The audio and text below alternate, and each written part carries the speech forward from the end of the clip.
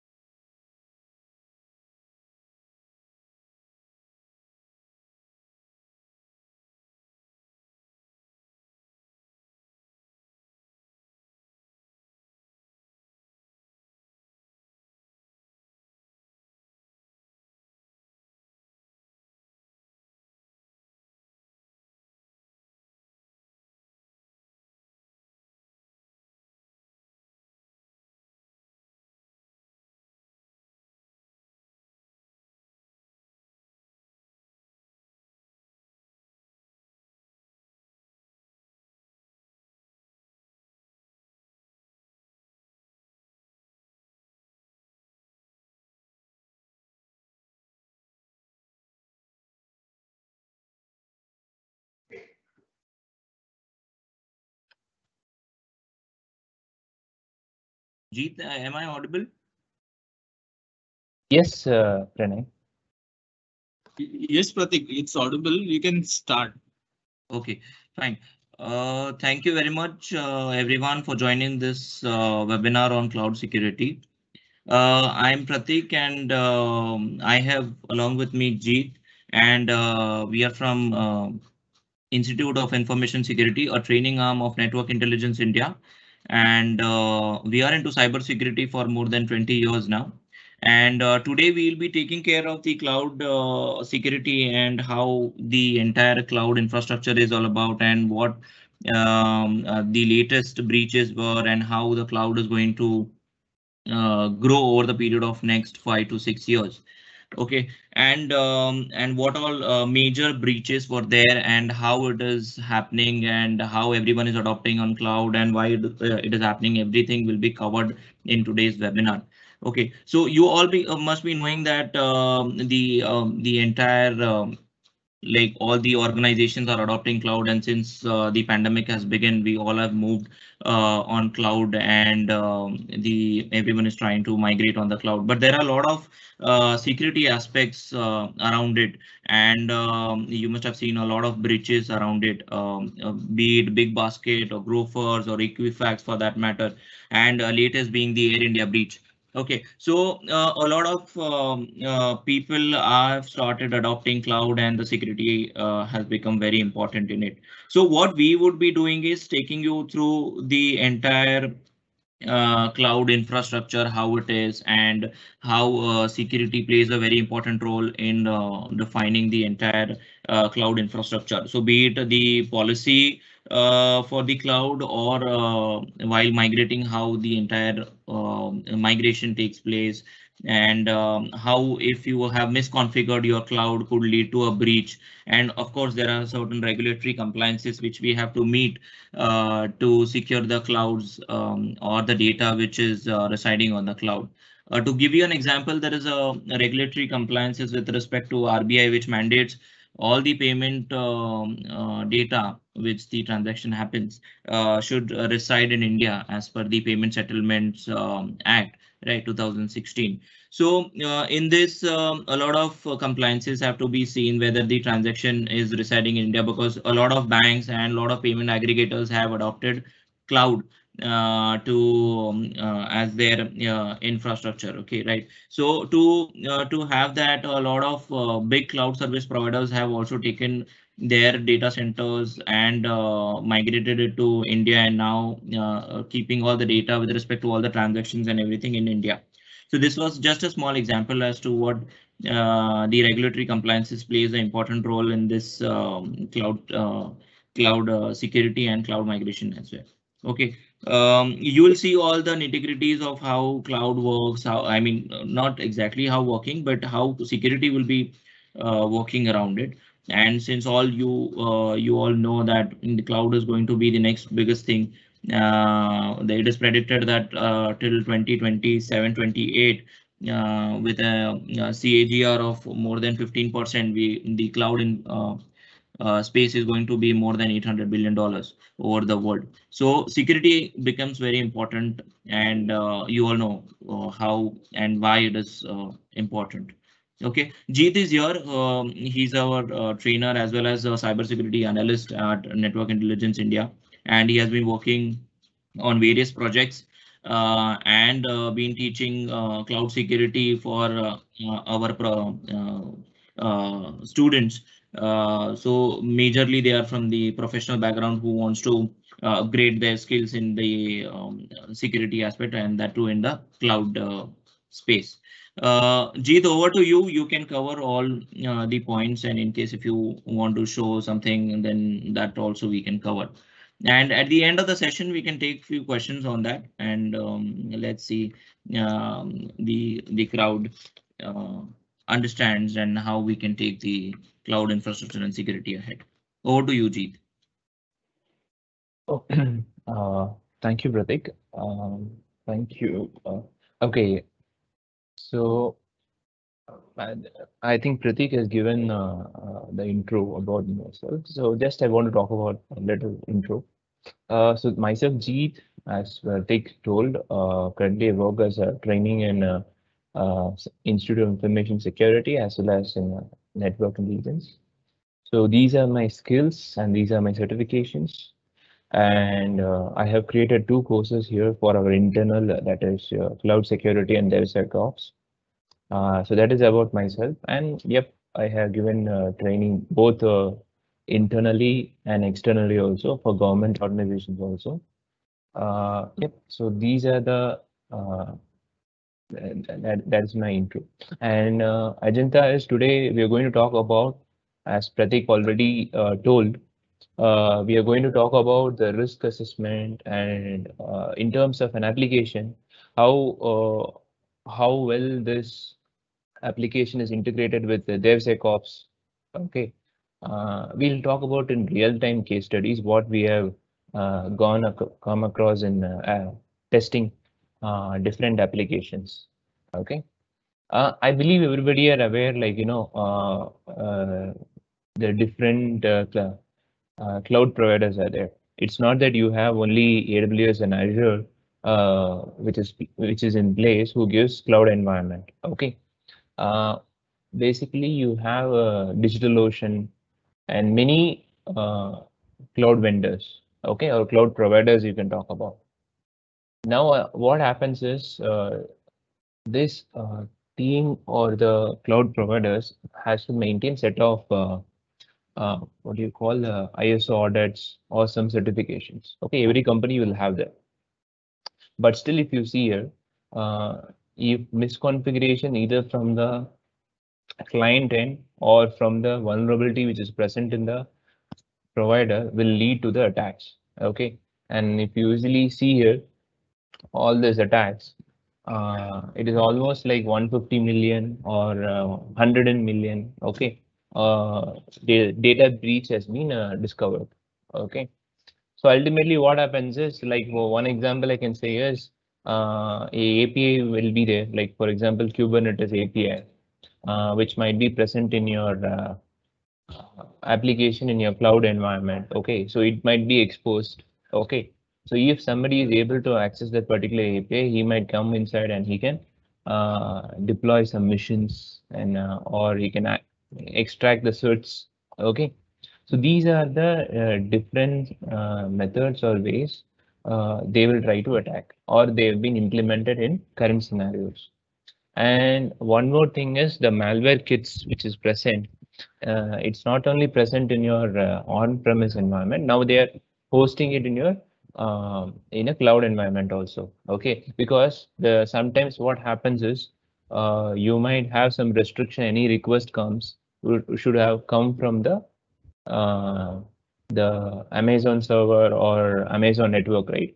So for that reason, what they're trying to do is the malware or command and control are being hosted in the AWS or Azure, so where they can drop the payloads. Okay, so that's how it is right now in the current trend, and it has been very increasing. The first thing right now people will be facing is like, okay, let's say the pandemic came or whatever it might be. So what the first thing what they will do is, okay, I want to move into cloud and okay, and I want to deploy machines. I want to deploy my application. Let it be ASP.NET Core with a REST API. Okay, so you might make some decisions on that. Okay, so once you make all this decision, the first thing is you have this risk identification steps, or in a security service, you can say as a um, what do you call risk assessment services. Okay, which you will do for your applications or for your infrastructure. So first thing what I will do is, okay, let's say I have my on-premise application, which is hosting some data. Okay, the first thing I'll do is, okay, I need to port it to my AWS or Azure. So what I will do, I'll try to see whether my application is handling any sensitive data. And second thing is it passing through HTTPS or HTTP? Sometimes if internally applications are there, they might be in HTTP. Okay, now if I'm going to put it in a cloud environment, okay, am I going to deploy using container services or non-container services? Okay, so if that is the case, then do I need to implement security? I mean, for the integrity type of security, for example, HTTPS, or encrypt the data inside a container or inside a VM. And availability is that's something that cloud providers are telling us that they will be giving 99.9%. That means 24/7. Okay, but for example, if you take a DigitalOcean last month, I believe in the US one a data center, it got burned actually. I don't know how it got burned and all, but there was a report and it got burned. Now the whole north region of that who were deployed that mission, right? They got stuck. Okay, so this is a new kind of an attacks which we are facing or we are going to face in coming days. Okay, so we need to take care that whether if your critical deployment, how you're going to manage that. And that's where it comes whether you are going to fully deploy in on-premises or you're going to fully deploy in a hybrid mode. Okay, if it is your critical application. Okay, and the last two things are nothing but once you made all this decision, and when you try to choose whether I'm going for a hybrid model or you're going for a public model, okay, or a private. So that's where you decide the controls. Okay, what type of attack I can perform. Okay, then you can map out the strategies like, for example, whether native security tools I have to use or I have to use my own open source or my or the purchased security tools. Okay, when I say native tools is nothing but security tools provided by AWS or Azure. Okay, at the end of the day, you can program it, right? Which you can make it to program such a way that you do what do you call like a proactive defense mechanism. Okay, not after breach, like a proactive before incident we can map it out. Okay, so that's how you make a risk identification. And there are a set of things we have to check as a policy. Okay, when we take as a policy, you have like lock-in period is the first one. It's like nothing but, for example, you are having an application, but you are having only in AWS. Let's say the AWS, the particular service is down. Okay, so what will you do? Okay, are we going for a multi-vendor or are we going for a single vendor? Okay, so that's how we need to take care. And second thing is, when you say compliance challenges or the governance, it's nothing but you deploy, let's say 65 1000 VMs or multiple VMs. Okay. It's not that, the guy from the complaints team will come to your department and he needs to take an open Excel sheet and he's going to ask every question. Okay. That means you might have, when you implement multi-environment, then it'll be tough. Okay. When you're deploying it in AWS or deploying in Azure. Okay. How do you manage the compliance issues? Okay. And other thing is loss of reputation due to sharing is whenever you have any share files or, for example, share services, okay, like S3 buckets or the file services which is there in your Azure, okay. If it is not properly configured, if somebody is able to upload a malicious file, okay, and they were able to use for malware deployment, okay, those are the things. And cloud supply chain and cloud service termination is it solely depends upon how a customer, for example, yeah, you did not pay the money or you would have forgot, okay, or the auto payment did not take in place, okay. So then like what are the risks? For example, if you terminate, they say that the backup data will be present in the cloud environment for 30 days, 60 days. See, if it is a non-critical environment, it is accepted. Okay. But if it is a critical environment and you're, let's say you don't want it, okay, that the data will be present over there. So how we are going to manage that? Okay. So those are things we need to be, careful and we need to analyze those things. And other thing is a supply chain failure. I think right now, if you observe day to day, every day, there are more supply chain attacks, starting with US DoD SolarWinds. Okay, now with PHP packages. Okay, they are starting to do now supply chain kind of attacks. Okay, so we have to be very careful how these guys are, planning to attack. Now it's not like, I believe everybody will be taking the application, okay, and injecting in the third party dependencies or any other applications, you will be injecting in your application. But are we verifying the dependencies? No, right? So that's also we need to be taken care. And so how we are going to manage the policy or the third party services. And technical risk, it's like it is like almost the same how we are going to manage this. For example, one is like you have your services, okay. How many points I can see when we take an IaaS as a service, okay, we should be aware that what type of responsibility for us. If the VM is down, that is a responsibility of the company, okay, not the cloud provider. But if it is cloud, let's say SaaS as a service, if it is down, that is a responsibility of the cloud provider. Okay, so that's how we need to understand the responsibilities in those scenarios.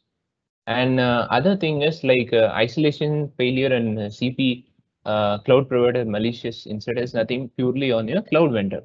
Okay, so for example, every company, let's say if you're Microsoft or AWS, they would have given their maintenance to some third parties like HCL, TCS, Infosys or somebody, or Mindtree or somebody.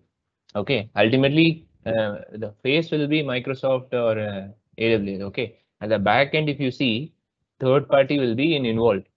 Okay, so if that is the case, do we know that which companies are being authorized to access the resources? Or in case if one VM has been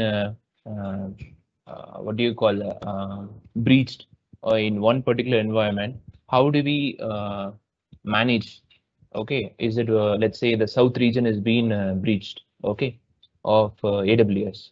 Is it affecting the whole environment? Are they giving the notifications? Okay, so these are the things we should be considering. Okay, and intercept data at transit is nothing but see, whenever you're sending a data, there is an option like you can encrypt in the client side and you can pass the data to the cloud environment. Okay, but are we doing that for any critical data or something like that? So one good example that might be is you have your mobile phones, okay, mobile apps, sorry. So right now what happens is whenever you're developing an application, what you do is you develop a web mobile API together because it comes under the same one, okay. So that is, if that is the case, okay, the concept of sending the data from browser to like a system browser to cloud environment, or from your mobile browser or mobile app to browser, it varies, right? So if I intercepted the traffic, whether I'm able to get any critical data, okay. And the last one is nothing but the responsibilities. Okay, the responsibility is nothing but you should understand if IAS or SAS, you should be able to understand who is responsible for what. And last one is if this mostly deals with your information security department. One in terms of application, I can tell you is if you're a GDPR company, I mean mostly you'll be serving the European companies which adheres to GDPR guidelines. Okay, so let's say you cannot give a cache or store the information outside the Europe. Okay, you only okay. So that means that might be a technical thing. The reason is you are serving both the US and European customers. Okay, but you feel that the central US cloud servers are very fast compared to European servers. You might feel okay because you need to manage the cost and all.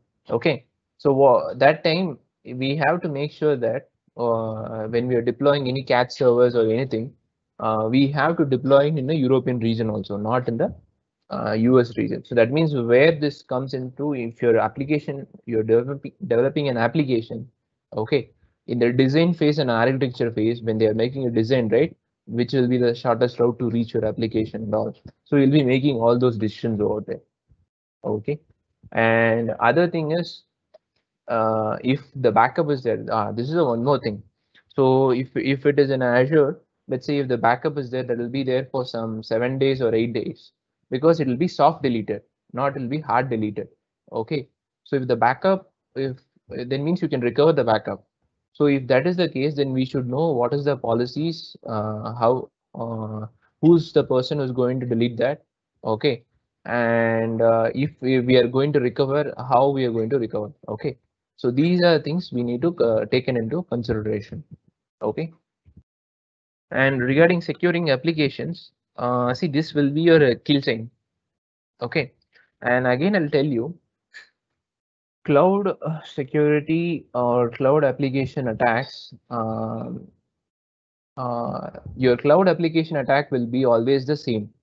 What I'm trying to mean is, normally what we do in on-premise, we try to test your application against OS top 10, SANS 25, then we get the results. Okay, and we publish it to the customer. Okay, so that is how it goes, right? But when we go into the cloud environment, okay, the same standards like OS top 10 for web application or SANS, it is applicable. Okay, only extra what will be added is cloud top 10 vulnerable threats will be added. That means the attack surface has been increased. Okay, and the most of the attacks or breaches, if you've seen in the earlier perspective, it is due to the misconfigurations rather than exploits or the vulnerability. Okay, vulnerability will be there some amount. Okay, but more than that, it has been the exploits. Okay, or the misconfigurations. So if one services, if your application is being exposed, okay, so that will lead to the chain of other attacks. Okay, so in this case, if you see the kill chain here, okay, if one Git repo, if you publish private to public, where if your keys are stolen or the keys are present over there, okay, so from that, let's say I get my access key or secret key. Let it be a Git repo or let it be your mobile application. Okay, you kept in the mobile application hidden in the path or in a hard coded it. Okay, so if you're able to get your access key and secret key, okay, so either what I will do, I don't need an UI based access, but I can use a programmatical access. Okay, so I can access any of your VMs and try to get jump from pivot. That means pivot from one VM to another VMs. Okay, or if the S3 is being breached, or if S3 is being misconfigured, from there I can try to access the VMs. Okay, so there are multiple ways we can access your cloud environment. Okay, so what I mean to say is, if one service is being exposed, okay, or the one endpoint, we can start from one endpoint to the all other endpoints. Okay, uh, so in securing applications, I always tell you, like the same thing. What you need to follow is OS top 10 and SANS 25, which will be there for your applications. But two things will be added extra, is nothing but your Cloud Threads by CSA Alliance and OS top 10 serverless. I believe everybody will be using serverless function. Okay, so what they will do is they will add every detail in the serverless. Okay, and every critical info will be there in your environmental variables. Okay, so in case if I get access breach, I can see your in the environmental variables critical passwords. Okay, if not, what will happen? Let's say I have my Lambda function which is there in AWS. Every Lambda function will be storing the code in a S3 bucket. If the S3 bucket is not properly secured, if I can access it, then the particular link I can download the code. Okay, so that means you need to take care how your serverless is being maintained. Okay, so that is related to your applications. And when we talk about breaches, so these are the different attacks and breaches. Okay, I will give you like a sample one. For example, when Microsoft has been exposed, okay, due to OAuth vulnerability. Okay, ultimately the attacker can be able to get the portal access of the other customers. Okay, due to OAuth vulnerability, which is there in the Azure. I believe it is on 2019. That one, 2019 December or something. Okay, so ultimately what happens is your applications which are there, or your cloud environment which is already there, is already SDN environment. Okay, so that means all the APIs are exposed for the clients to access. If the APIs which are misconfigured, we can also access. Okay, so ideally what happens if the misconfiguration leads to of your API? Okay, one, I can get your account access. Okay, and second, if the misconfigurations of your API is there, I'm trying to do an API testing with various test cases. Okay, I might get some data which is sensitive. Okay, in the like .json file or in a deserialization kind of an attacks. Okay, so that will lead to your data breaches. Okay, and other thing which I told you, right? If I'm doing a fuzzing on your API, and if you're not able to maintain or handle the fuzzing, okay, so what happens is you might leak the error page. Sometimes what happens is if you're doing in the error page, you will leak the access key or the secret key. Mostly you might not leak the secret key, but again it depends. Access key will be leaked. Okay, if you are handling especially S3 bucket and connected with your APIs. Okay, when we do trying to do a fuzzing, okay, in error page you will see that access key will be present if it is, especially if it is pre-signed URLs of your S3 buckets. Okay, so that means we can get your ID and we can start to enumerate and find out, okay, STS identity manage. Okay, so we'll try to get the details. Okay, and other thing is how well your environment is managed, or is somebody is hosting malware. So if especially if S3 is not properly configured, what I can do is I can upload my own exe files. I can share this URL to others. The reason is because the access control list also I'll be able to manage. Okay, not only I am able to upload files, but I can handle access control list. Okay, So that will come under your use of your cloud services. And other thing is, for example, in here in change control, whenever a cloud environment is being made changes, okay, we have to be sure that how well the change is being recorded. Okay, if for example you have your tickets and everything, okay, on premises is fine, but how well we are going to manage the cloud environment changes, especially if you're doing a full automation, okay, then how we are going to manage all those information, okay. So it is very important to understand all those things. And lastly, it is like OS top 10, which should be, I mean, which will be referring or been testing against your cloud applications. Okay, so these are the things which we'll consider in your securing or testing against your applications.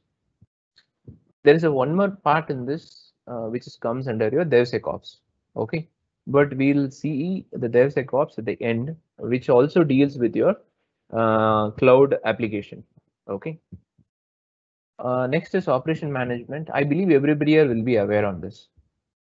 Especially if it's a big organization, when you request any application to be deployed in your on-premise environment, okay, what they will do is there will be a team who does your application packaging, all your thick lines, okay, and what they will do is they will deploy using a SCCM or a Windows Intune way, okay. Okay, fine, but that is understood. It's a normal scenario. But let's say if we want to do in a automation level for your application or for your normal deployment of your VMs, okay, for any customer, okay, that's where this configuration management comes into place. This diagram is nothing but it's about your Jenkins, okay. How well we are integrating with your cloud environment and what are the tools which is present to do automation, okay. Basically, you have your CloudFormation templates, code deploy, Opswork, Elastic Beanstalk. Okay. So ideally, what you can do is you write your whole infra code, okay, in your CloudFormation or AWS ARM templates, or you write in Terraform. Okay. You write all this in different formats and you deploy it.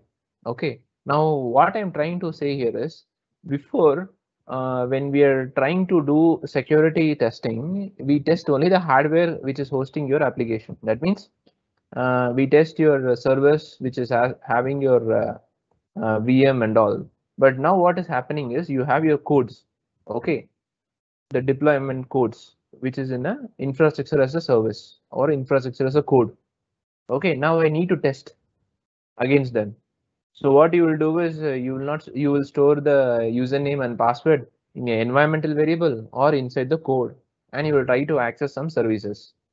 Okay, so in case if the server which I am there, let's say it got breached, I'm doing one pivot to another pivot. That means jumping from one VM to another VM. Okay, in case if you have any of the templates stored over there, and if I'm able to get those things, again it leads to the chain of attacks. Okay, so that's where you have other tools like the native config tools, which will help you to evaluate whether the misconfigurations are there. So that's what I'm stressing again and again. You can use either the native tools or either you can use your open source tools. It's up to you. And then we have the patch management. Okay, the patch management is nothing but in patch management. Right now, I believe there will be update will be disabled in your machines, and it will be sent through SCCM or Intune.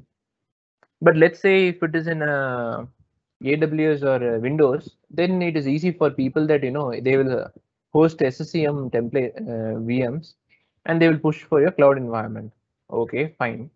But some people, what they will do is they will have only VMs in cloud environment. They don't have access to the on-prem. Okay, in that case, what they will do?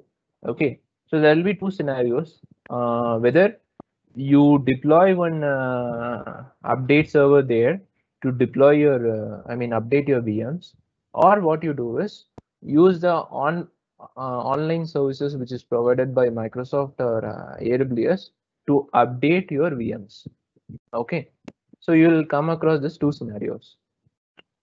Again, it depends on client what is the decision he needs to take. Okay, and we need to understand that, for example, if you are using a PaaS as a service, see, objective is like the main thing is I don't want to manage environment, but I need to deploy the codes. Okay, very well understood.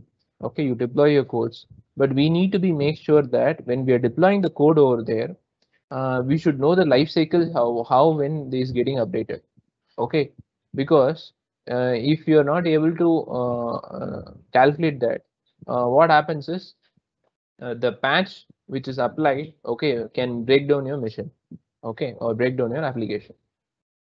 And other thing is, like, I believe everybody have done this already. Like when you do a patch management, how do you deploy the patch? How do you manage? How do you test it? See, one more thing is, I believe know that even if you apply a patch, that doesn't solve your bug.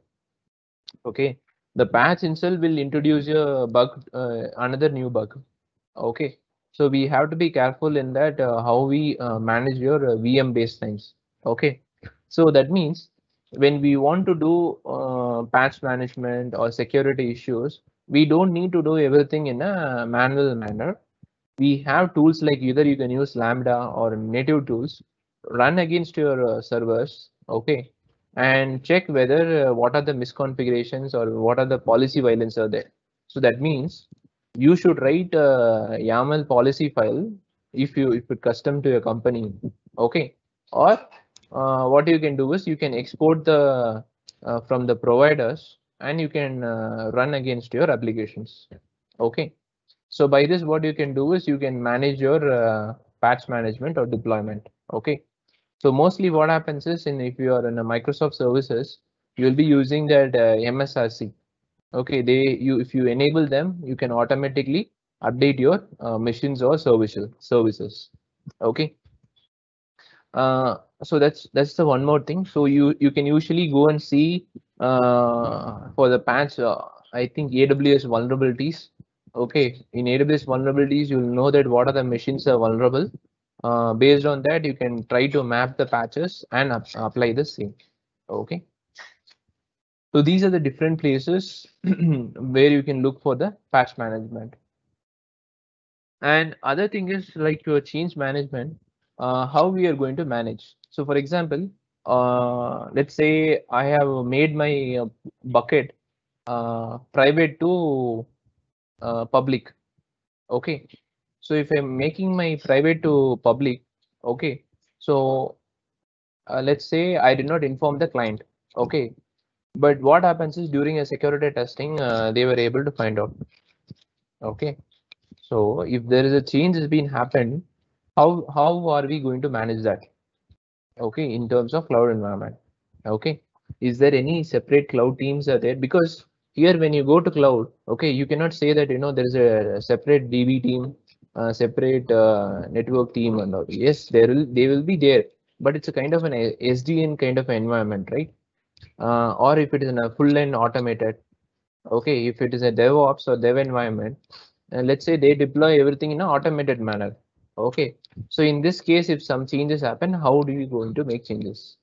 Okay, if it is a frequent change, okay. Again, so these are the things you need to check for. Okay, and main thing is, especially if you are deploying in a different region in US, East one or South one, okay, how are you going to manage? That's where you will face issues like especially if you're in AWS, you need to choose the region, then only you can go, right?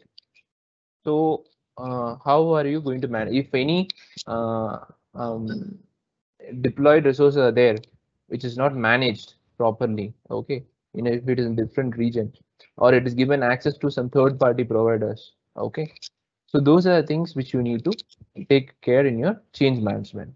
Okay, and next is your identity management. So these are, see, identity management is one of the complex one and one of the most vulnerable one also. Vulnerable means misconfiguration happens more. Either let it be your application or let it be your infrastructure as service. Okay, it's very crucial. And if you take AWS or Azure, they are more complex. AWS is more complex than Azure. Okay. So ideally, I told you last time, right? If let's say if you're getting breached, okay, in your cloud environment, that one guy is able to take a hold of other services. So this is what I was talking about. Microsoft OAuth flow. See, OAuth is very secure. I'm telling you again, OAuth and two-factor authentications are secure, but until how you implemented it, okay? Because if your implementation goes wrong, again it can be exploited, and you can able to access. Okay, and especially I believe everybody are aware on identity management, like what is the usage, okay, in access management, authorization, and policies. Okay, but the main thing what we'll be focusing is on the different types of policies. Okay, so many company depends on the standards. They might use SAML or Federation, OpenID, or OAuth. Okay, so depending upon the organization, you can choose it. Okay, and the set of vulnerables. Okay, one of this is your SAML authentication. So ideally, this is common. Okay, you have your identity provider.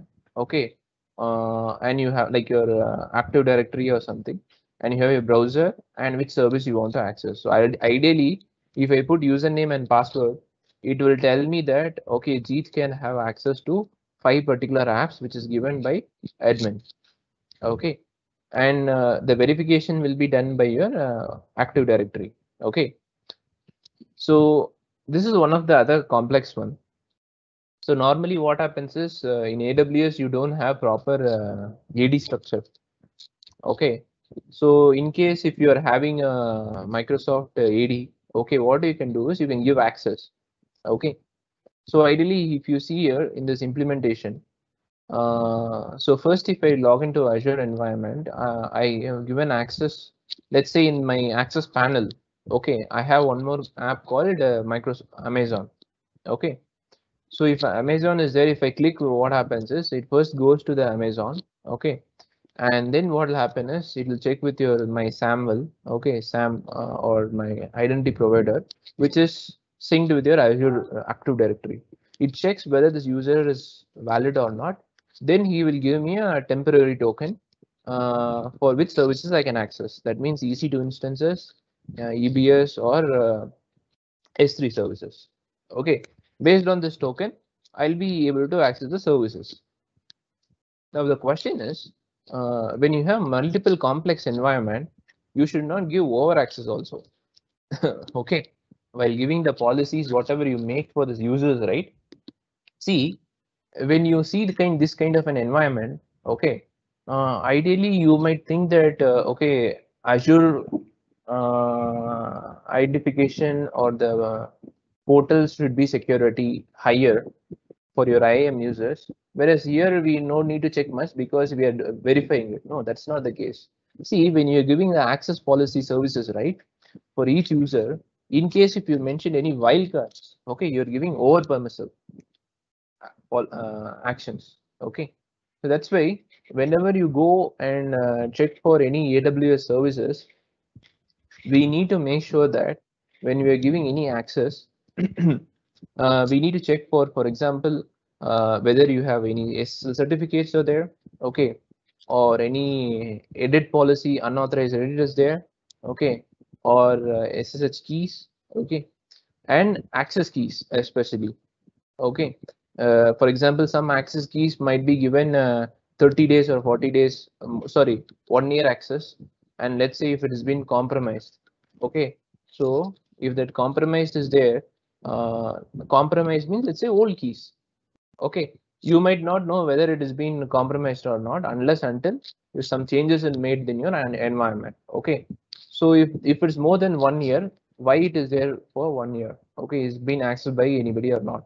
Okay, and other thing is the check for your deprecated policies.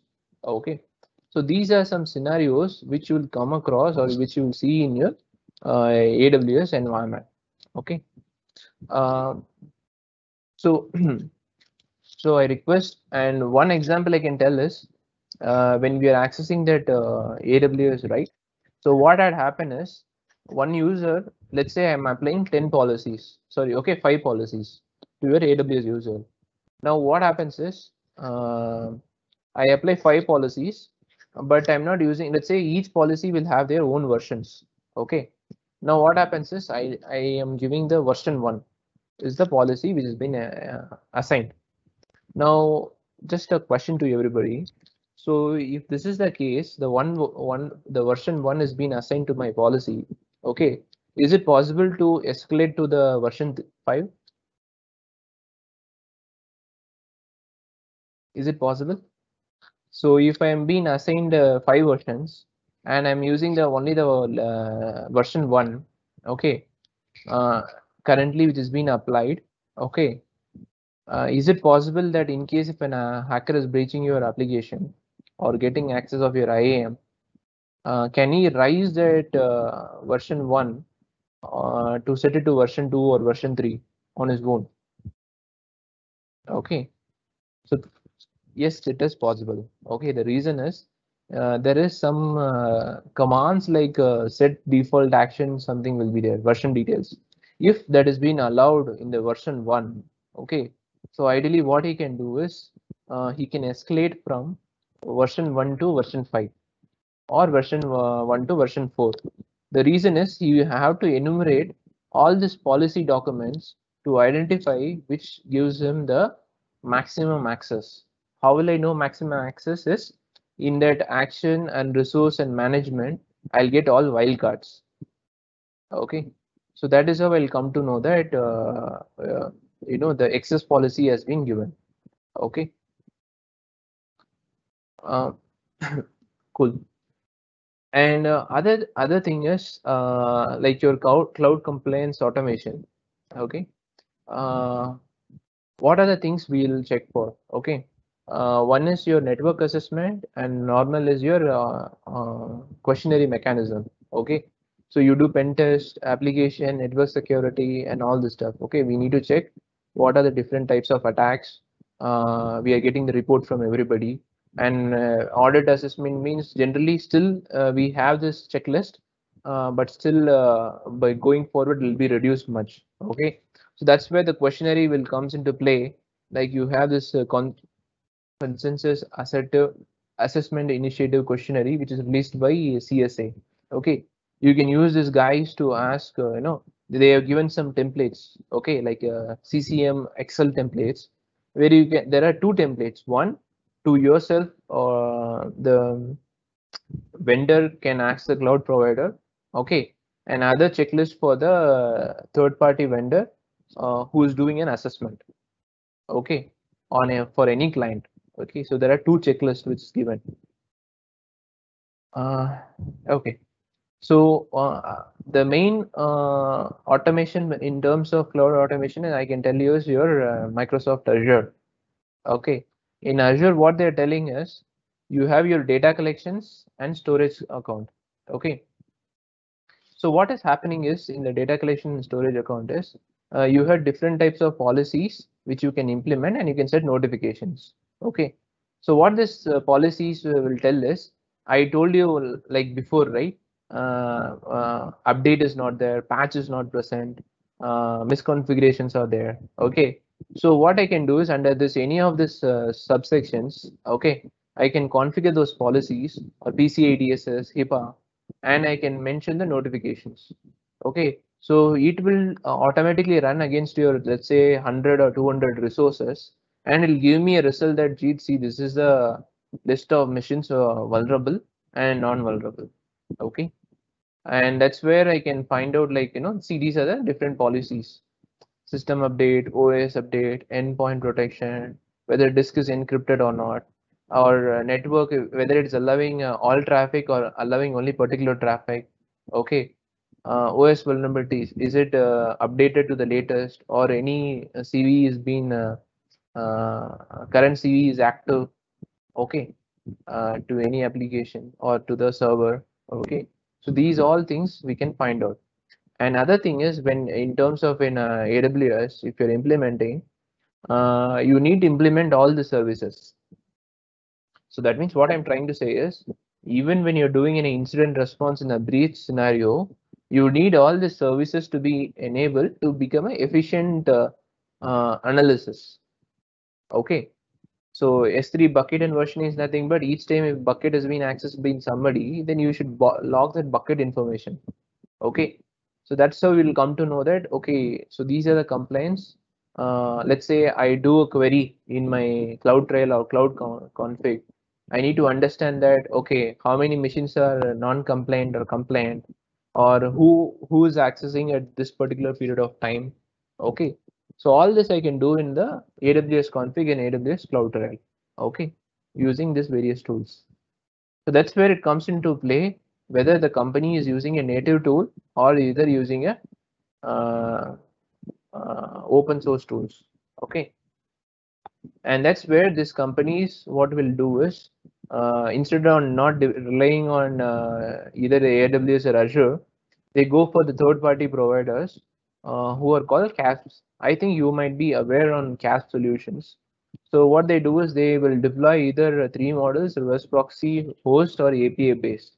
Okay. So ideally what happens, the request which I am sending will not hit directly the cloud environment. Rather it will invite the CASP provider. Then they will talk to your cloud environment. Now the question will come is, ideally what they are doing. So they are, for example, McAfee, Oracle Cloud Broker. What they will be doing is you need to configure the your API keys or any username passwords. Okay, you need to configure in their product, and then they will start intercepting the requests. Okay, so ideally what they do is they will be having a check like how many apps in use, what is the provision, what is the least prevention, I mean least privilege user. See, why we need to be aware of this particular brokers are, when you're doing any pen testing or when you're doing checking, you might hit a wall. Whenever you do some testing, what happens is you might not able to go through. Okay, so what happens is either you might have a firewall Cloudflare or either some what do you call, some broker will be there. Okay, so either it can be your like a cloud access broker which is blocking the traffic. Okay, so and they might even assist you, like figuring out what are the sensitive information is stored. Okay, so that is the purpose of the cloud access brokers. That means even if you have a multi-vendor, you configure it, it will be under in the one picture. Okay, so that is the purpose of the cloud access brokers, and nowadays it's been increasing. Okay, because the complexity increases. Let's say your company is there, you have your AWS, you have your Azure, every environment is there. How do you manage all this stuff in one place, right? That's where these guys provide a very effective solutions. Okay, so that's what they're trying to say in CAP solutions: visibility, compliance, data security, and data protection. So if any company comes and asks you for any deployment or any assessment, okay, so again it depends whether if they're asking for a CASP solution. So we should be making sure that how effectively it does, because ultimately what they do is they call the APIs, okay, of your AWS environment, and they implement it. Okay, so that is one. Next is DevSecOps. So ideally, I believe everybody are aware about the DevSecOps. In DevSecOps environment, the applications are integrated with security tools. Okay, so and what we are trying to achieve is to develop very faster. Okay, and one more thing, a very important thing is, let's say whenever I deploy any application, okay, what happens is it goes to my production environment and I do security testing. Okay, many bugs will be there. Now what happens is when you do this, started integrating the security tools in the your what do you call, in your cloud pipeline or application, ideally what happens is that stage will be removed. Okay, removed in the sense the less quality bugs will be reduced, only high quality bugs can be tested. Okay, so that reduces the developer time or the fixation time. Okay, so that is how your DevSecOps will play a major role. Okay, and which can but the problem is if you have a team, right? So everybody in the team, let's say network team, security team, dev team, application team, everybody has to be together on that. Okay, that is a major challenge. And I believe everything can be done programmatically also. And why I'm talking about DevSecOps is the reason is in every cloud environment, or if your company is having, what they will do is they develop their application in their on premises. Okay, and what they will do is they deploy the application in the AWS or Azure environment. So they will automate this stuff. Okay, so that's where when you're automating this stuff, you can add security tools also along with that pipelines to make sure that whenever you deploy any applications in AWS or Azure, to check for any security vulnerabilities, okay, or security misconfigurations which is present. And especially if you look here, you see here, right, there are many tools are present. If you take a programming stack, you have this different languages and database, API gateways, source code repository, artifacts. Okay, but whereas you take the tech, you have the same thing: container, proxy, monitoring. You have different tools. Okay, and the main bridging point will be your cloud environment. Okay, what are the different cloud environment which will help you to implement? Okay, the main question will be, whenever you are deploying any applications, right? How are you going to access the security in that? Okay, if the cloud automation is there, okay, what are the questions you'll ask? Okay, so let's say environmental variable will be there, exposing your sensitive information. Okay, what tools are you going to use to scan against the code?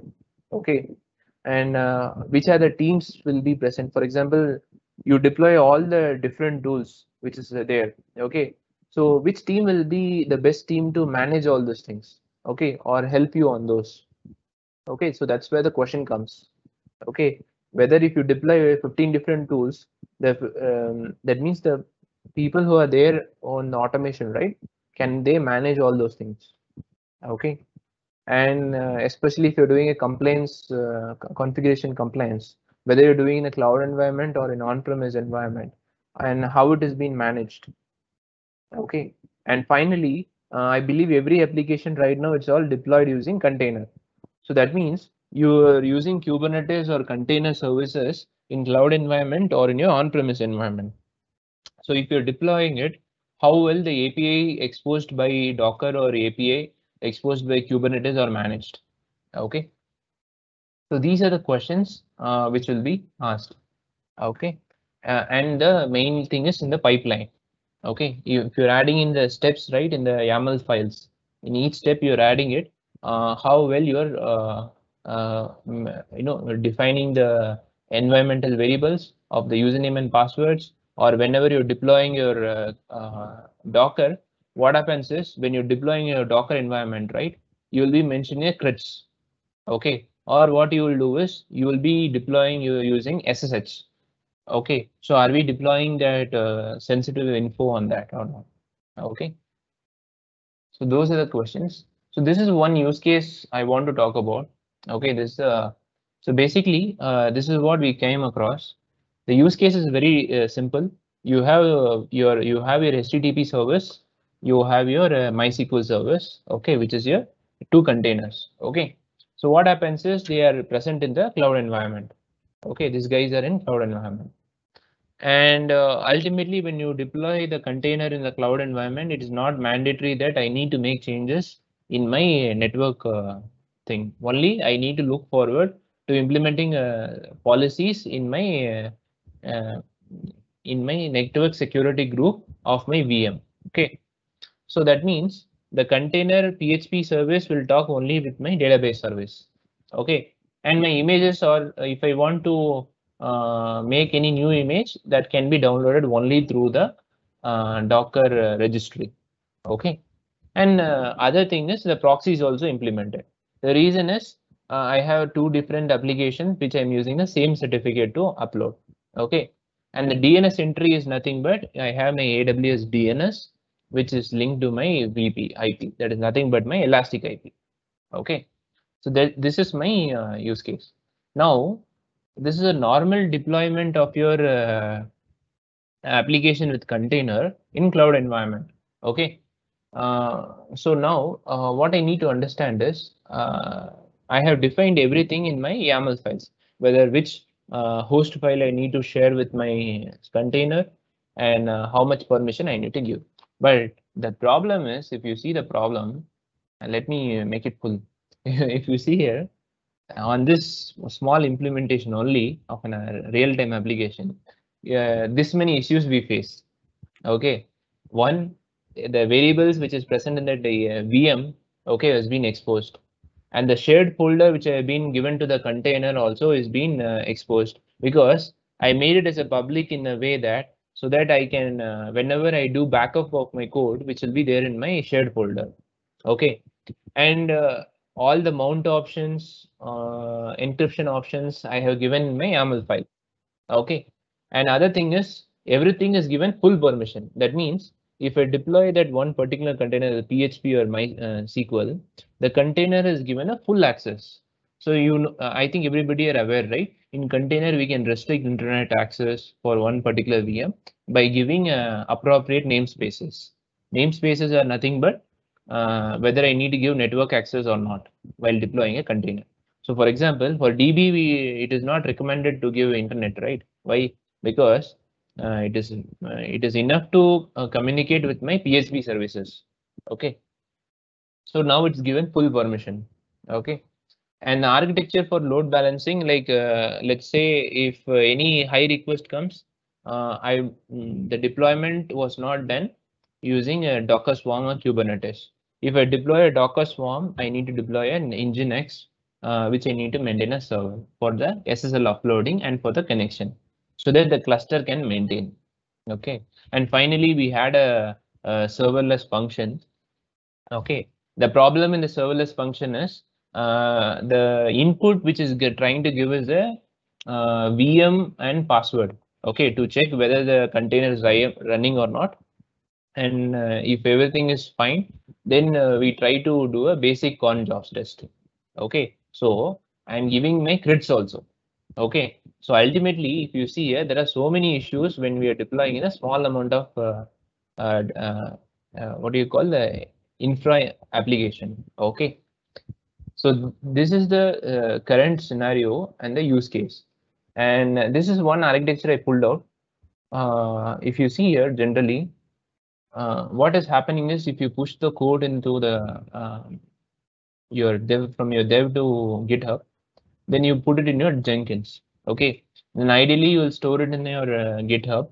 Okay, and then what happens is GitHub, then Jenkins, then it deployed in the container service. So ideally, when I push my client to the Jenkins, I will run first bundle it, I'll compile it, then I'll run static testing, dynamic testing, okay, and dependency scanning. Any third-party issues are there or not.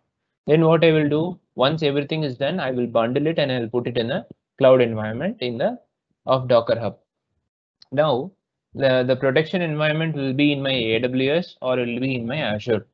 Okay, so what happens? My cloud environment will be deployed in the Azure VM or AWS VM. So I'll be running the application there. So again, I need to look for the Docker misconfigurations.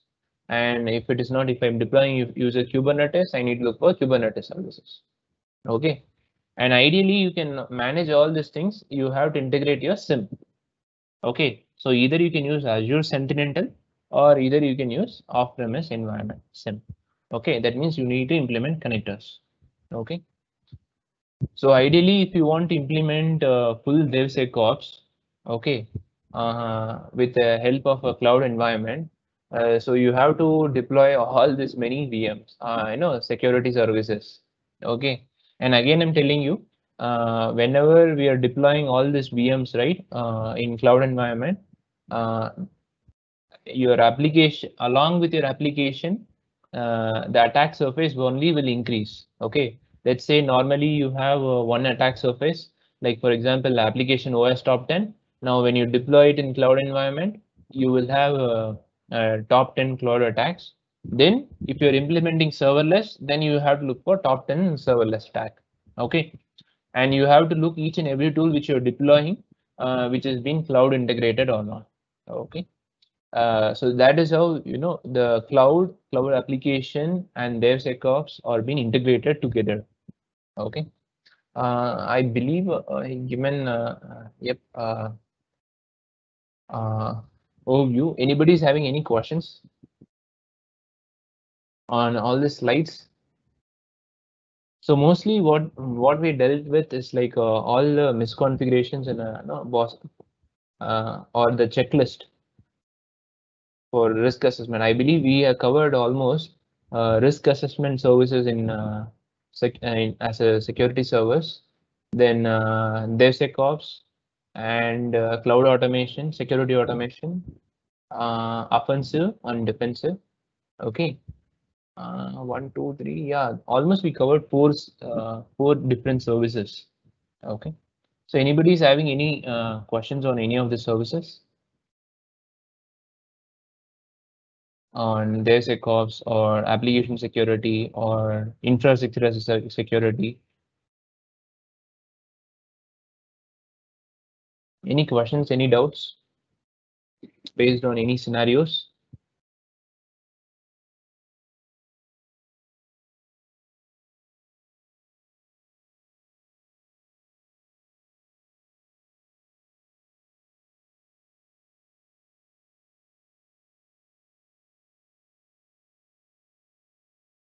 Anybody is having any questions?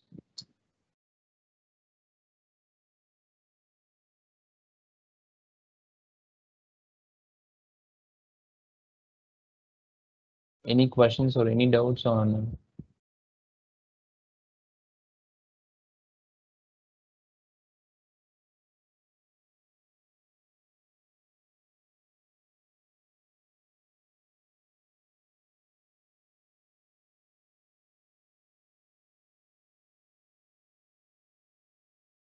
If anybody is having any question, you can post it over here. Can you explain IAM little more? Yeah, sure. Yeah, I can do that.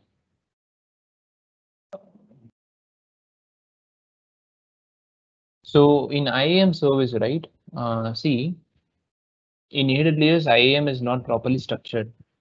Whereas in Azure, what you have is Azure Active Directory. Mostly, if you see applications who are having ASP.NET, they'll be having their Active Directory environment, which is in place. So they will automatically they'll have their integrated with them. Okay. Now what happens is sometime if they're in a AWS environment, they don't have proper IAM as a service. I mean, policies are there, but it is complicated. So what happens is they will apply policy to their IAM. So for example, if Jeet is there, so when there is a call policy which has been allocated or applied to my Jeet user. So that means action, resources, and I believe principal. Okay. So this is nothing but it will tell me that if I'm all wildcards are there in that particular policy document or .json file, which is attached to my user, I can access every resources. Okay. Now what happens is in IAM, if there's been misconfiguration, let's say Jeet is a junior developer and somebody is a senior developer. What happens is if they don't give any conditions in the policy document .json file for this junior developer, he has given full access to the whole environment. Okay, because of wildcards. Okay, I can try to access as many information as possible. Okay, so that's the reason I told you, right? There we need to check for some scenarios like check for the policy usage, whether it's given for admin or not, and whether I can escalate from one version to other version. That means if set default version is there for a junior developer, okay, and in case I have 5 different policies applied to for me, but I am using the old latest policy which restricts me less what do you call only I can do get function. Okay, the policy 5. Policy 1 can do delete. So now what I can do is with the help of set default version which has been set to my latest policy, I can downgrade it to 1, which is giving me delete and update. Okay, so I can do that functionality. Okay, so that's the privilege escalation. Okay. Another thing is what I was trying to say is I shown you that SAML authentication, right? So you should not consider security policies only in AWS. I mean Azure. Okay, because Azure SSO app will be redirecting to your AWS. So in that AWS also you need to mention properly in documents all the security parameters like conditional statements, like only from this IP this Jeet can access, or he can the junior developer has only access to particular code services like code build or S3 service. Like that you can define.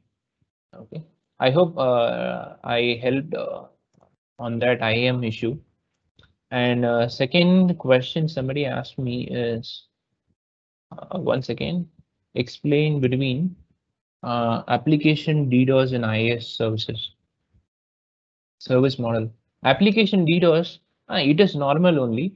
Application DDoS means, it, for example, I don't see any difference like a on-premise DDoS or IaaS service. Okay, if let's say if I'm having an application, okay, I am doing a dynamic testing. Okay, dynamic testing against your application, full very fast manner. Okay, so many requests getting generated per minute.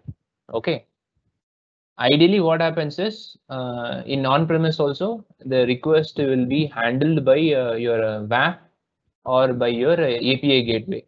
Okay, so similarly what happens is the stress will be on your on-premise machine. So similarly it will be the same in your cloud environment also. Okay, the stress will be on your application as well as in your cloud services, but that will differ when you're implementing in your PaaS and IaaS. We have to check the what do you call the default the Cloudflare. Okay, they have their basic DDoS protection. Okay, normally for IaaS also you have default protection against your AWS resources, but still if it is more than that, what happens is they might if they feel that it is a threat, they will disable that particular VM. Okay, that which is causing that. Let's say I'm using AWS and I'm trying to make a more request, something like that. Okay, but I don't think so. That will be the case because something will be resource intensive. Okay, yeah. So there is no difference between on-premise DDoS or application DDoS. It's always what happens is Amazon has a protection as well as you have what do you call the Cloudflare and all this implementation. Or mostly what happens is I have seen is your Amazon API will be there, right? They have implemented the gateway, so which you can maintain. Next question is like any online reference checklist for cloud infra. Yes. For example, if you see this CSA cloud pen test playbook, okay. CSA cloud pen test playbook, and other thing is CCSK. Sorry, it's not CCSK. CCM and CIA. Okay, CCM CAA by CCSK, Cloud Security Alliance. Okay, so these guys give you the checklist, okay, which you can use against your on-premises, and cloud pen testing playbook by CSA. I mean, again, Cloud Security Alliance. Okay, you can use it for that. So that checklist will be used for your questioning whether hardened or not, and along with that, you can use a AWS security checklist also, which can be used for your reference. I believe I answered that question also. Can we generate or see security group logs Can we generate or see security group logs over AWS Cloud? Security groups, if you are talking about um, uh, the security groups which is present in the each VM, right? Yes, that's where you will implement the VM flow, what do you call? VPC flow log, right? So once you implement VPC flow log, whatever the request which is coming to your the whole VPC will be captured over there, right?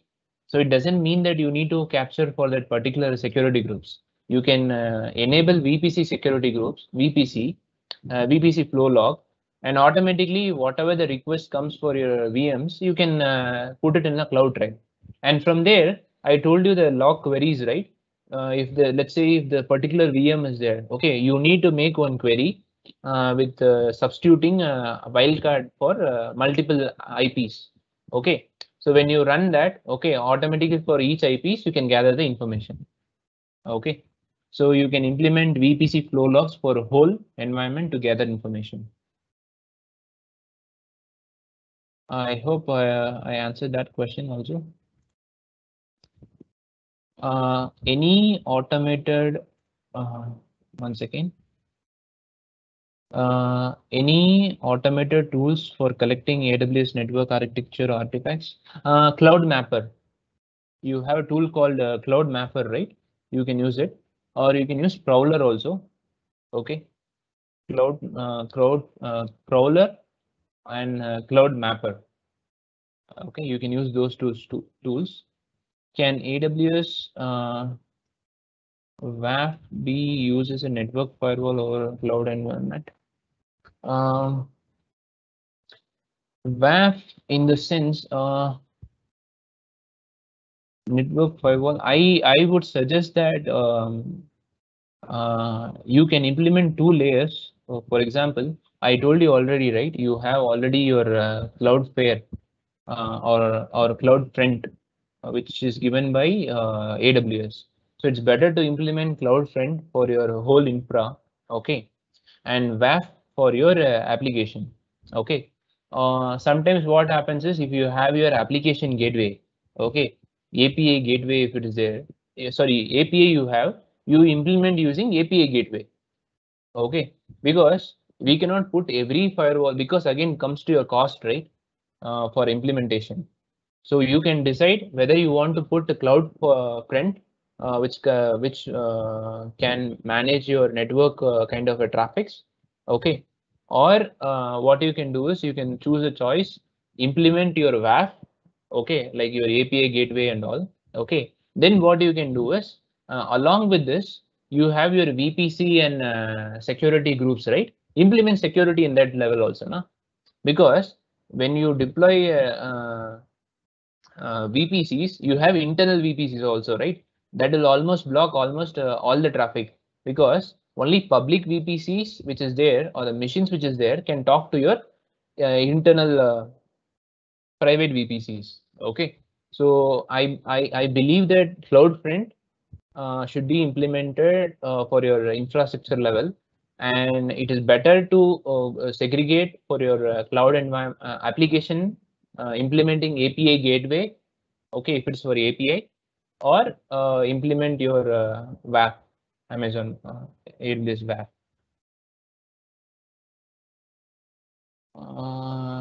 Okay, another question.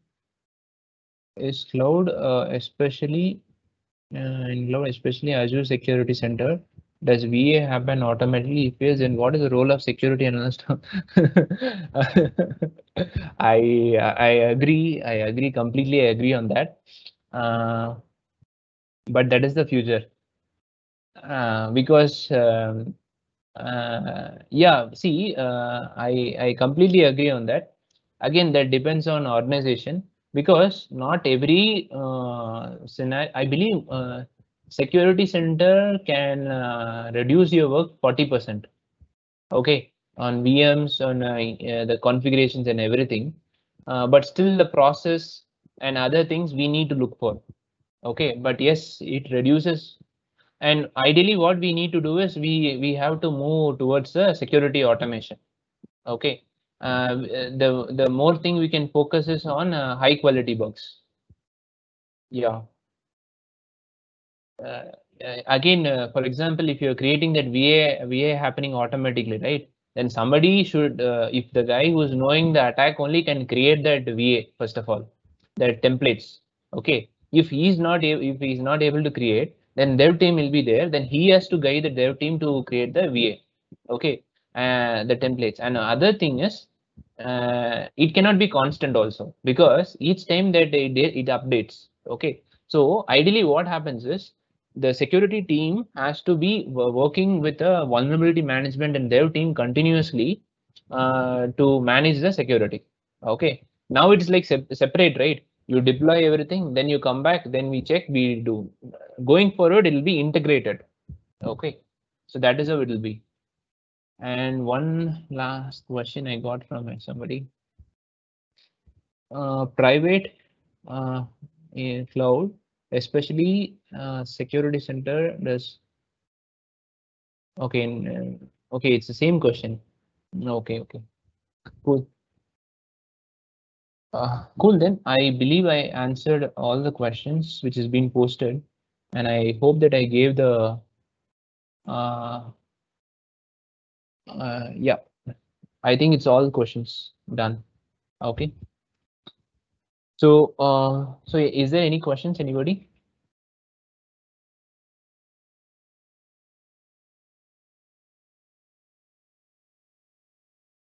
Okay, then I think I hope I answered all the questions. Please let me know in case if you have any questions. You can connect with us. I think Pratik is there. Yes, Pratik yes, is not there, but I am here. So Yeah, we'll wait for a minute. If we don't have any questions, we can log off. I mean, we will log off. okay. Yeah. I'm here, Jeet.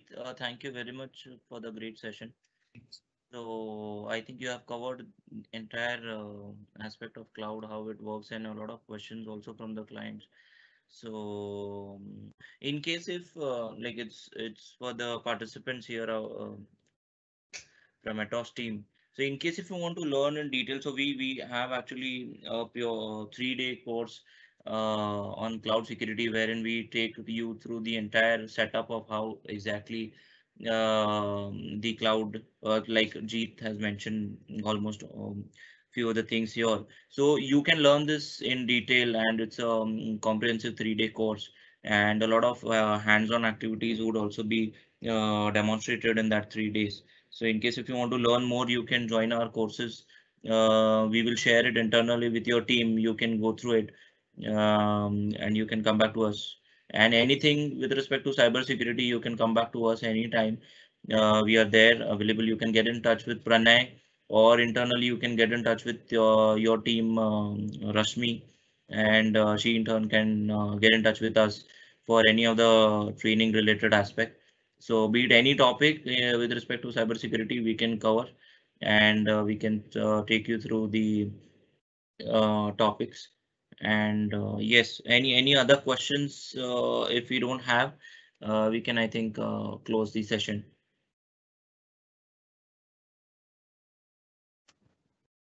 Jeet, I think we have one more question on the chat. Okay, okay. Okay, one last question. How do you manage access control by IAM for public and private? Okay, if it is a private cloud, I believe if you are having an on-premise Active Directory, you can link them the same. So that can manage your private cloud. And if it is a public cloud, if you're having an on-premise, you can sync with your Azure Active Directory so that you can sync all your on-premise to your cloud environment. If no on-premise is there, it's fine. You can use your Azure Active Directory. And if you're using AWS, if your company allows it, you can use your Azure AD, which is there in your Azure portal. Integrate AWS. Otherwise, implement LDAP, Open LDAP or service in your AWS to manage the IAM. Okay, and if that is not that is not possible, you can write a particular security proactive automation script in such a way that you can look for any excessive policies there in Lambda and you can run continuously. Okay, and continuously means like a cron job. Okay, against your IAM users. Okay, so that will give you a report that if any excessive permission is given, you can mark it out. Okay, or you have an access analyzer in your IAM. Okay, so that will help you to manage in your IAM. So again, I'm telling you, right? It varies on different perspective. Okay. Okay, somebody is asking me a quick question. One, is there any benchmark set in Azure or AWS for a HITRUST certification? I'm not, to be honest, I'm not sure about this HITRUST certification. But what you can do is in every cloud provider there is called a service hub. Okay, I believe certification hub, I believe. So they would have given all the sample documents, either let it be your AWS or let it be in Azure. All the sample documents and all these things will be there. HIPAA, SOX, many things will be there. It is called service dot Microsoft dot and like some I forgot the name. If you go into that particular portal, okay, once you signed up, you can see all the sample docs will be there. I believe you can find that HITRUST docs also over there. Yeah, I think that is the question. I hope I answered the same.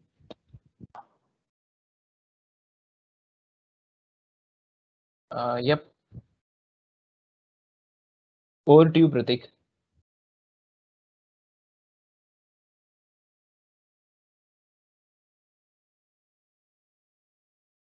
Hello, Pratik or Pranay?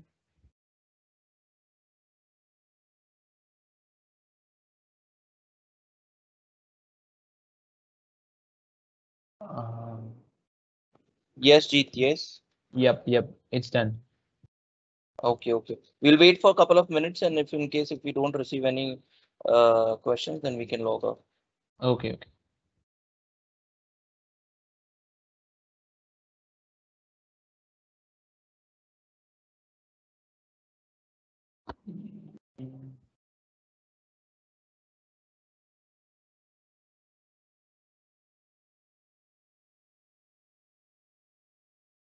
I believe everybody are done.